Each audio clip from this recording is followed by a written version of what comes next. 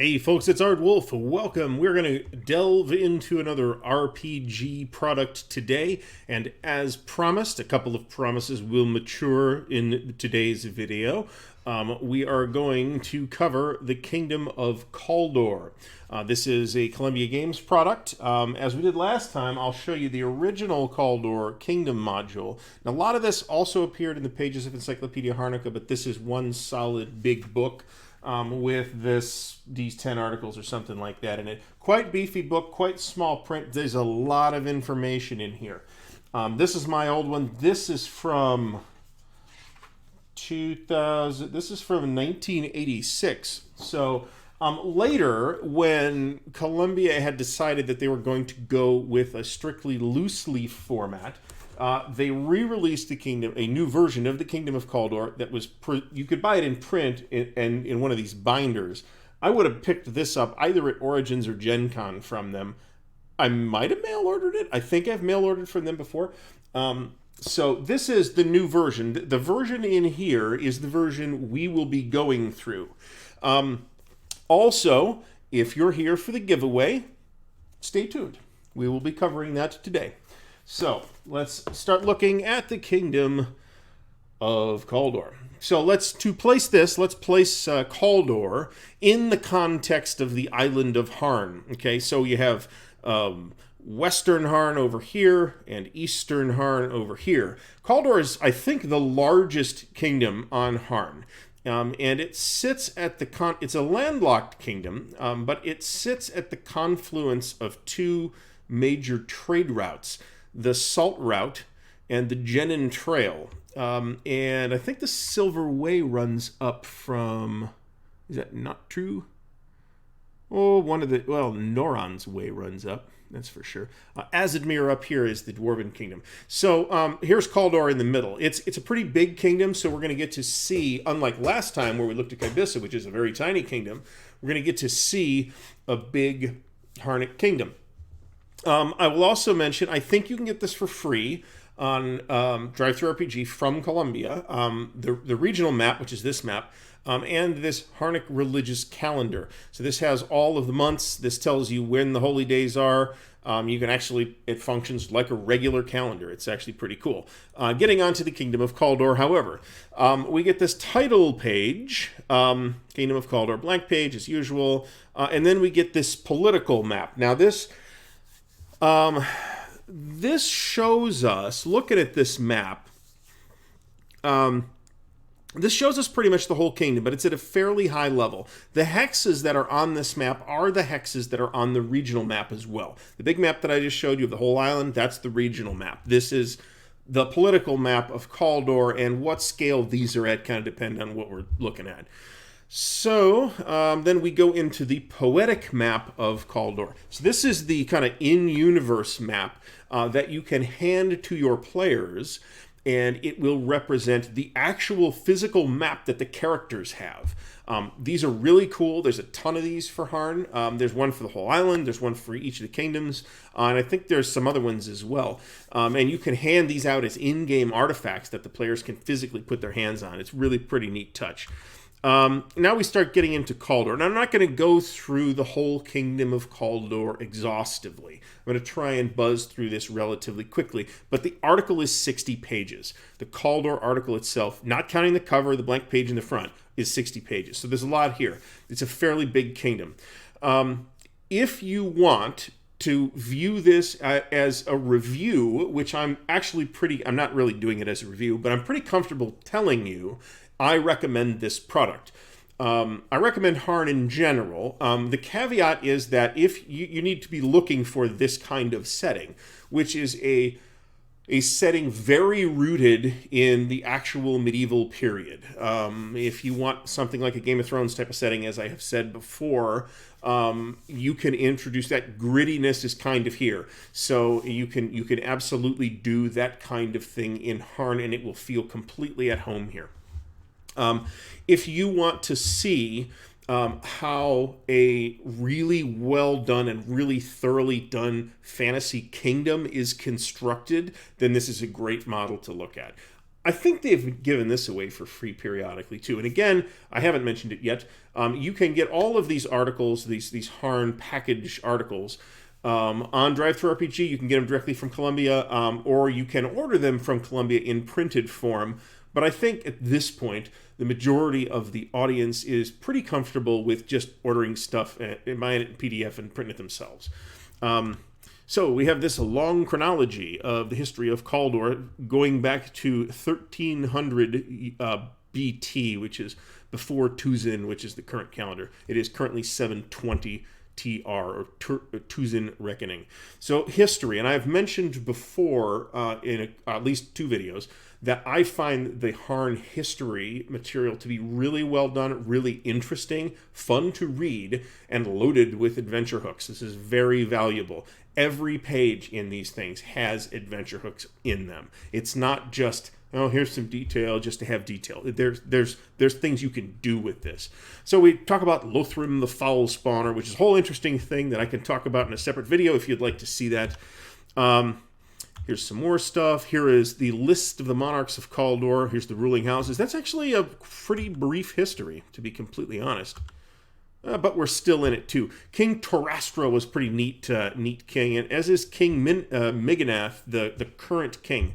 So the deal with him is he's the son of Torastra, who was kind of this warrior king who fought a bunch of campaigns, was very successful. King Minigath kind of came to the throne. He's sickly. He's been sickly. They've thought he's going to die for a long time now. He's been the king for 27 years.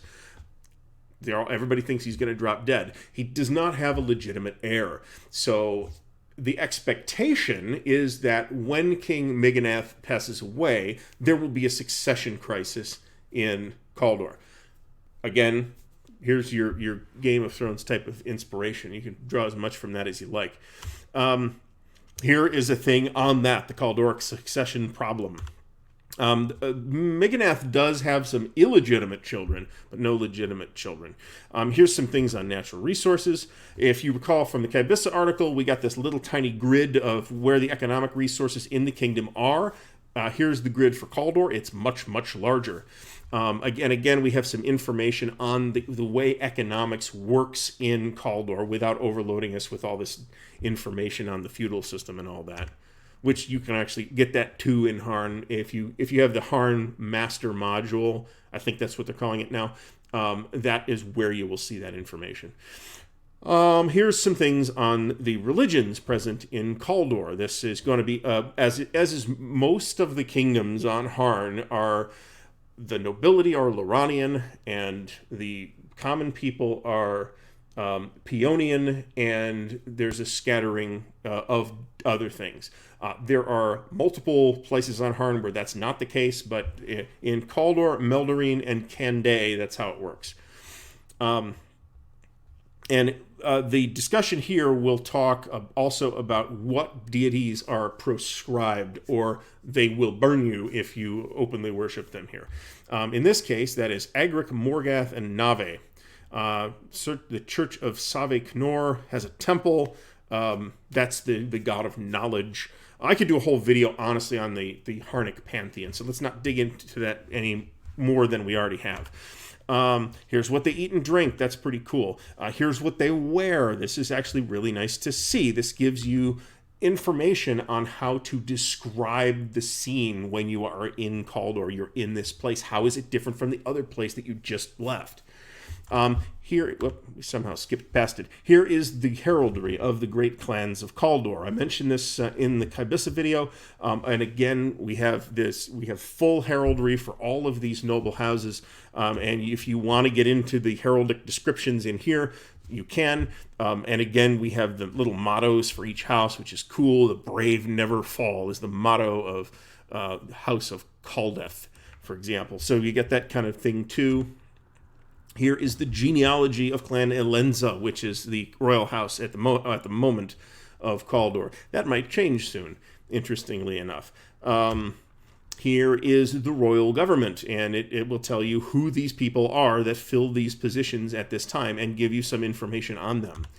So Kaldor is organized administratively into these shires, and the shire is kind of overseen, ruled is not the right word, overseen for the king by the shire reeve or sheriff. And the shires don't line up with the other feudal units in the kingdom, which is how it historically worked.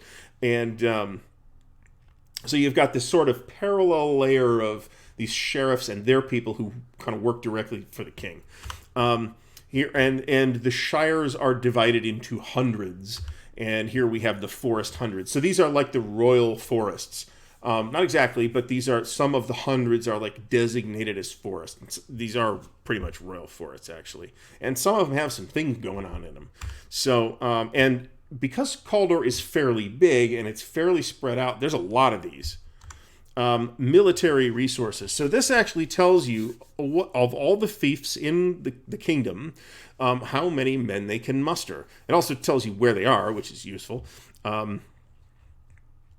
Talks about the royal guard. Here's the sub-infeudation table for Kaldor. You can see up at the top here, we have the royal domain. This is stuff that's held directly by the king. Then you have various earls who are above, generally, in those kingdoms that have them. They're the level of nobility above barons.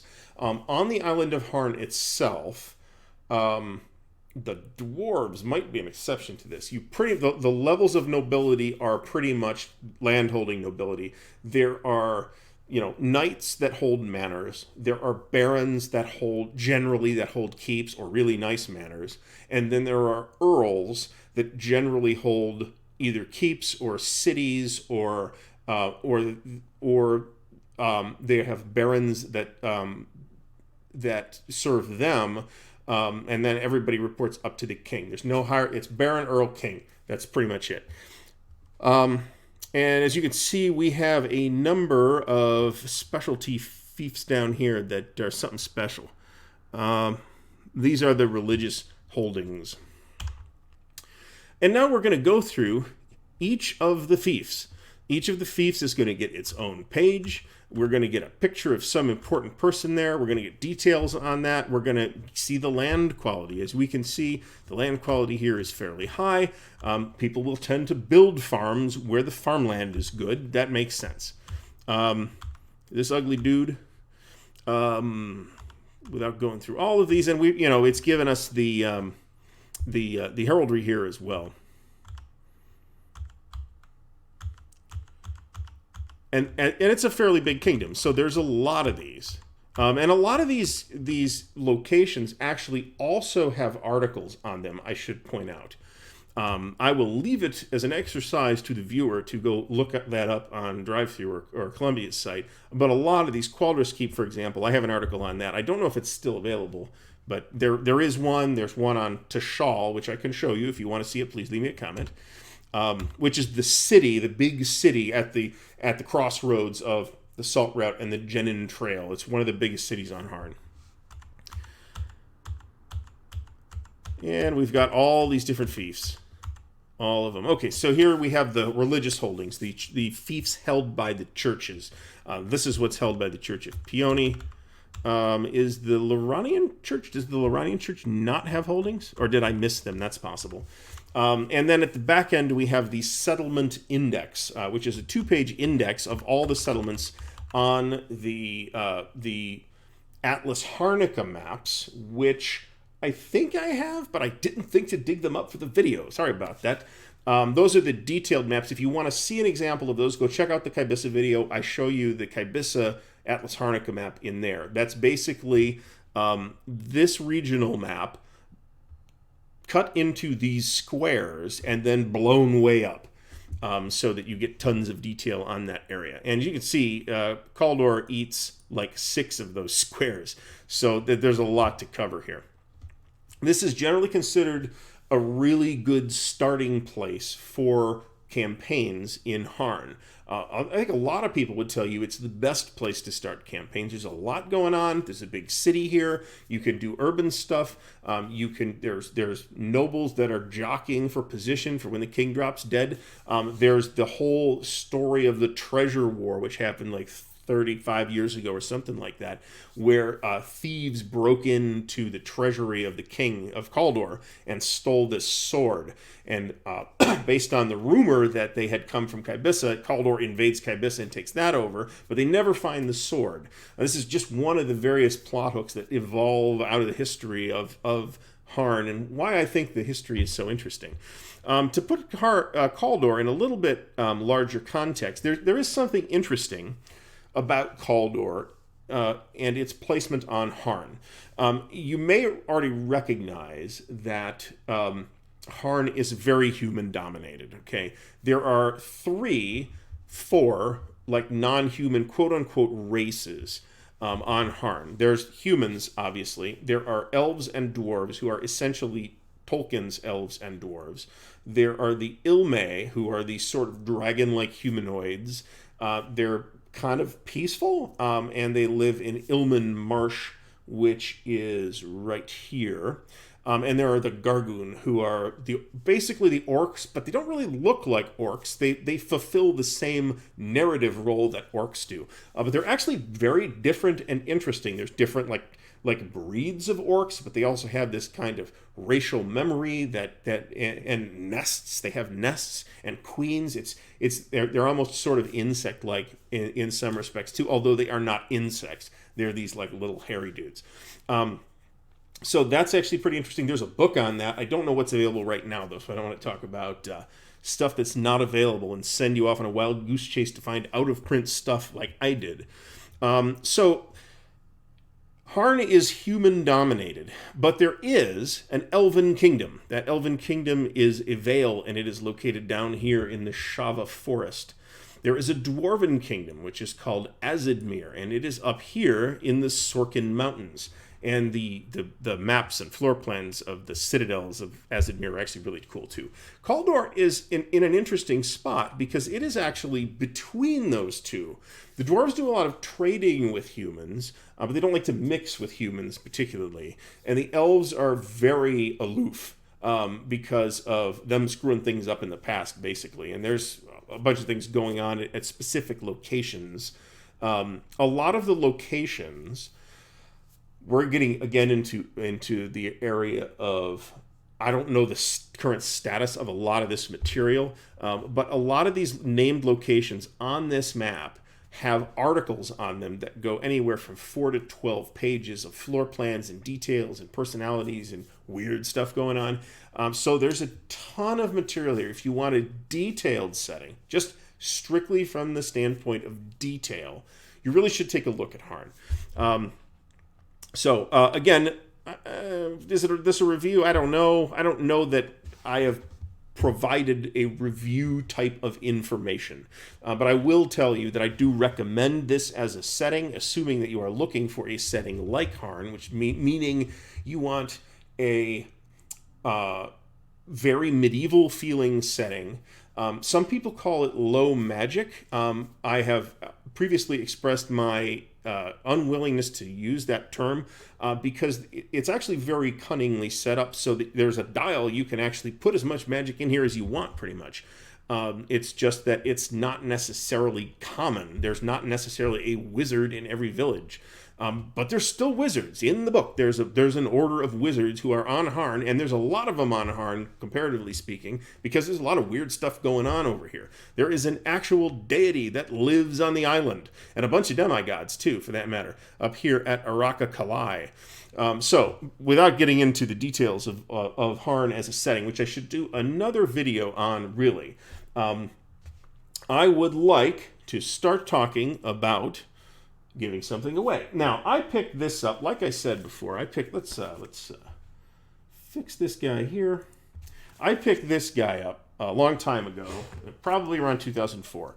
And the article that we have just looked at, although this is black and white, is the article that's in this binder, okay? And I have a couple other articles in here as well.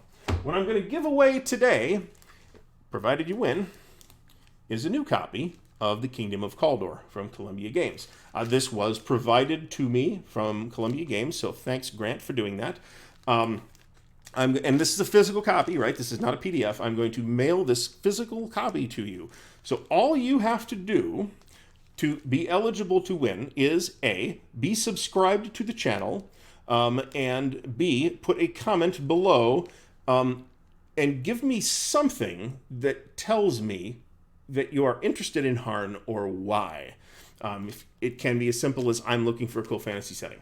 And you will get the Kingdom of Kaldor, the 60-page Kingdom of Kaldor. For the binder, you are on your own, but there's nothing particularly special about this binder. And if you need the little title cards and the sleeve that goes on the sleeve on the side, let me know. Those are floating around on the internet. So I can produce those for you if necessary, or at least provide you with the files. But you're on your own for the binder. But you will get the free Kingdom of Kaldor with the political map in the front. Go ahead and leave a comment if you'd like to enter the drawing for that prize. I would like to thank everybody who has stuck with me over all this time. I've really had a YouTube channel for a very long time. Haven't always been as active as I have managed to be these last few months, which is a big part of the reason why we managed to push past 2,000 subscribers. So I want to thank everybody for watching. If you would like to see more Harn video, or if you have some specific questions about Harn as a setting, please leave them in the comments below. Give the video a thumbs up, and if you are not subscribed, please subscribe. Thanks for watching. I'll see you next time.